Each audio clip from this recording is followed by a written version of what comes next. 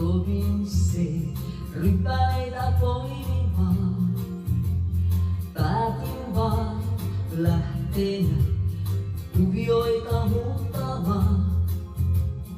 Edellävät kypsyivät aina kesän kuumimpaan aikaan, ja niitä me poimittiin, me kolme mamseljatsiin.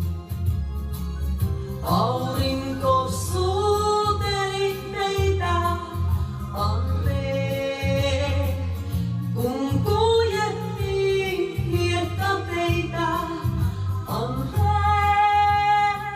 Sun nimeski